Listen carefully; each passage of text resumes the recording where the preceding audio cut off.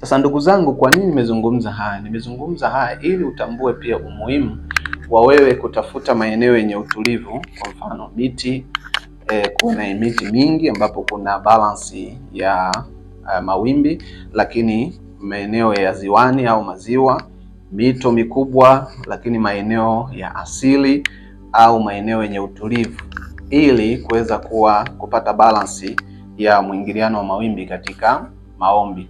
Ni muhimu sana kufahamu hili kwa sababu unapokuwa unataka jambo fulani kwenye eneo la kiroho, basi ujue mawimbi yale ambayo unayatumia kwenye simu ndio mawimbi hayo ambayo yanatumika kusafirisha data zako kwenye eneo la kiroho.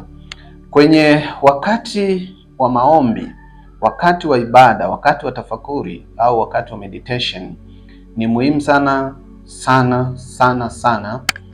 kuhakikisha kwamba eneo unalofanyia ibada unazima vifaa vya electronics. Jitahidi sana kuvizima unapokuwa unafanya maombi au unataka hitaji lako, au ikiwezekana ondoka katika eneo hilo, nenda katafuta eneo ambalo hakuna mwingiliano wa hizo network au hayo mawimbi ambayo yana usimaku. Hakutokuwa na uhusiano wa wewe moja kwa moja na hao viumbe, kwa sababu yatakuwa na bumps, yana bumps kwa sababu ya mvurugano wa network.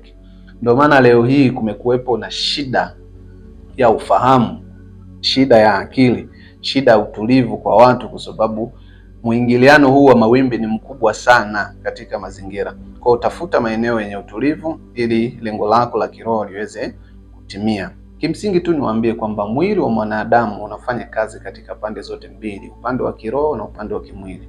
Sasa upande wa kiroho mara nyingi sana kunahitaji utulivu wa akili na ufahamu ili mawimbi yako yaweze kusafirishwa, yaweze kufanya kazi kwa uzuri zaidi. Ulimwengu wa kiroho unawasiliana kupitia mawimbi haya.